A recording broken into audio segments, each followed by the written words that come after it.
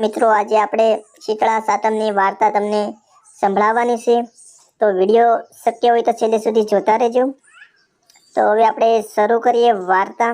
એક ગામમાં એક ડોશી તેના બે દીકરાના પરિવાર સાથે રહેતી હતી। તેમાં મોટા દીકરાની વહુ ખૂબ જ જબરી હતી, ઈર્ષાળુ અને કજિયાખોર હતી, જ્યારે નાની વહુ ખૂબ જ તે ભોળી હતી, તે બીજાના દુઃખે દુઃખી થનારી હતી।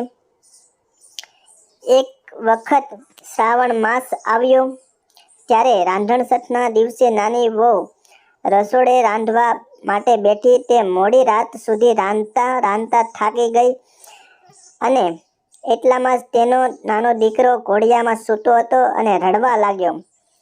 તે રડવું સાંભળી તેની પાસે થોડી વાર આડી પડી અને સૂઈ અને વિશ્રામ કર્યો અને સૂલાને ઠારવાનું તે ભૂલી ગઈ। ત્યારે શીતળામાન રાતે બધાના ઘરે ફરવા નીકળ્યા અને તે સૂલામાં આળોટવા લાગ્યા તો તેમને ટાઢક થવાના બદલે આખું શરીર દાઝી ગયું। તો તેઓએ કોપાયમાન થઈને નાની વહુને શ્રાપ આપ્યો કે જેવું મારું શરીર બળ્યું તેવું તારું પેટ બળજો। નાની વહુએ જ્યારે સવારમાં ઉઠીને ઘોડિયામાં જોયું તો છોકરો બળીને ભડતું થઈ ગયો હતો અને સૂલો સળગતો હતો। તેથી તે સમજી ગઈ કે આ શીતળામાનો જ તે કોપ લાગ્યો છે। તે ખૂબ રડવા લાગી અને તેની સાસુ પાસે ગઈ। તેની સાસુએ તેને આશ્વાસન આપતા કહ્યું કે તું શીતળા માતા પાસે જઈને તારા દીકરાનું જીવન માંગ, તો માં તો દયાળુ છે, તે જરૂર તારું સાંભળશે અને તારા ઉપર કૃપા કરશે। નાની વહુ તેની સાસુની વાત સાંભળીને દીકરાને પોતાના ખોળામાં લઈને શીતળા માતાની શોધમાં નીકળી પડી અને એક સુંડલો લીધો અને એમાં છોકરાને સુવડાવી દીધો અને પછી તે આગળ જવા નીકળી પડી શીતળામાને ગોતવા માટે। તેને રસ્તામાં સૌથી પહેલાં બે તલાવડીઓ મળી। તે આખી પાણીથી સલોસલ ભરેલી હતી, પરંતુ કોઈ તેનું પાણી પીતું નહોતું, કેમ કે જે તેનું પાણી પીવે તે મોતને શરણ થઈ જતું હતું। નાની વહુએ આ રીતે પોતાનો દીકરો લઈ જતી જોઈ બંને તલાવડીઓએ પૂછ્યું કે બહેન ક્યાં જાય છો? તો નાની વહુએ પોતાના પર લાગેલ શીતળામાના કોપની વાત બંને તલાવડીને કહી। તો બંને તલાવડીઓએ કહ્યું કે અમારું પણ એક કામ કરજે બહેન, અમારા પાપનું નિવારણ પણ પૂછતી આવજે, કેમ કે જે અમારું પાણી પીવે છે તે મૃત્યુ પામે છે। નાની વહુ આગળ વધી તો તેને બે આખલા રસ્તામાં જોવા મળ્યા। બંનેના ગળામાં ઘંટીના પડ બાંધેલા હતા। નાની વહુને જોઈને બંનેએ પૂછ્યું બહેન ક્યાં જાશો? તેને પોતાની વાત જણાવી તો આખલાઓએ કહ્યું કે અમારું લડવાનું કારણ પણ માતાને પૂછતી આવજે બહેન, અમારા પાપનું નિવારણ પણ પૂછતી આવજે બહેન। નાની વહુએ બંનેને આશ્વાસન આપતા કહ્યું કે સારું। નાની વહુ આગળ ચાલી તો તેને એક ઝાડ નીચે એક ડોશીને પોતાના બંને હાથે માથામાં ખંજવાળતા જોઈને તે ડોશીએ વહુને પૂછ્યું કે બહેન ક્યાં જાશો? આમ હાફા ફાફા મારતી ક્યાં એટલી ઉતાવળમાં જાશો બહેન? વહુએ શીતળામાના કોપની વાત કરી ત્યારે ડોશીમાં બોલ્યા જરા મારું આટલું માથું જોતી જા। નાની વહુ ખૂબ જ દયાળુ હોવાથી તે ત્યાં રોકાઈ અને તેને પોતાનો દીકરો ડોશીમાના ખોળામાં આપ્યો અને તેમની જૂ વીણવા માટે બેઠી ગઈ। થોડી વાર પછી જ્યારે ડોશીમાનું માથું થરી ગયું ત્યારે તેને આશીર્વાદ આપ્યા કે જેવું મારું માથું થર્યું તેવું તારું પેટ ઠરજો। એટલામાં તો ચમત્કાર થયો અને તેનો દીકરો જીવતો થયો। નાની વહુ સમજી ગઈ કે આ જ શીતળા માતા જ છે। તે માતાના પગે પડી ગઈ અને પોતાની ભૂલની માફી માંગી। ત્યારબાદ તેને તલાવડીઓના દુઃખનું શું કારણ છે તેના વિશે પણ પૂછ્યું તો માતાએ જણાવ્યું કે ગયા જન્મમાં બંને શોક્ય હતી.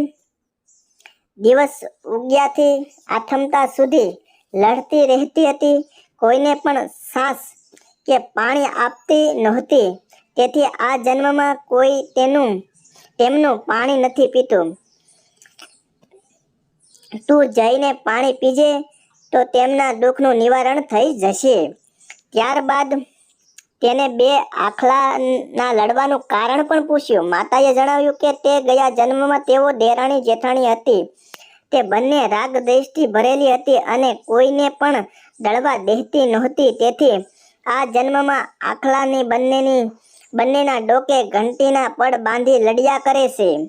તું જજે અને બંનેના ગળેથી ઘંટીના પડ છોડી નાખજે તો તે બંને લડતા બંધ થઈ જશે. નાની વહુ શીતળામાના આશીર્વાદ લઈને ખુશ થઈને પાછી ફરી. તેને રસ્તામાં આખલાઓના જે ગળે બાંધેલા પડ હતા તે પણ છોડ્યા. ત્યારબાદ એનું દુઃખનું નિવારણ કર્યું. ત્યારબાદ તલાવડીના દુઃખનું પણ પાણી પી અને નિવારણ કર્યું. અને છેલ્લે તે ઘરે પહોંચી ગઈ અને સાસુ તેના દીકરાને જીવતો જોઈને ખુશીના રેડ થઈ ગઈ.